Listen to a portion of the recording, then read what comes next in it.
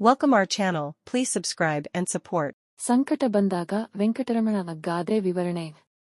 ಗಾದೆಗಳು ವೇದಗಳಿಗೆ ಸಮ. ಗಾದೆಗಳು ಹಿರಿಯರ ಅನುಭವದ ಮಾತುಗಳಾಗಿವೆ. ಇದು ಒಂದು ಜನಪ್ರಿಯ ಗಾದೆ ಮಾತಾಗಿದ್ದು, ಇದರ ಅರ್ಥ ಸಂಕಟ ಬಂದಾಗ ಮಾತ್ರ ದೇವರನ್ನು ಸ್ಮರಿಸುವುದು. ಈ ಗಾದೆ ವ್ಯಕ್ತಿಯ ನಂಬಿಕೆ ಹಾಗೂ ದೇವರ ಆಶ್ರಯದ ಕುರಿತಾದ ಒಂದು ವ್ಯಾಪಕ ವೀಕ್ಷಣೆಯನ್ನು ನೀಡುತ್ತದೆ.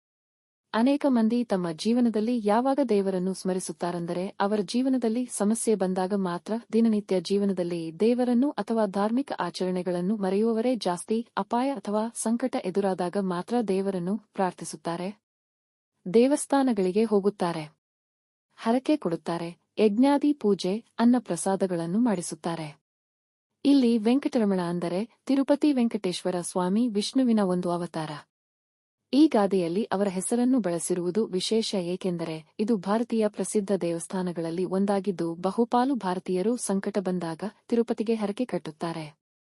ಈ ಗಾದೆಯು ನಮ್ಮ ಧರ್ಮಾನುಷ್ಠಾನವು ಸಂಕಟದ ಸಂದರ್ಭಕ್ಕೆ ಸೀಮಿತವಾಗದೆ ಪ್ರತಿದಿನವೂ ಇರಬೇಕು ಎಂಬ ಸಂದೇಶ ನೀಡುತ್ತದೆ.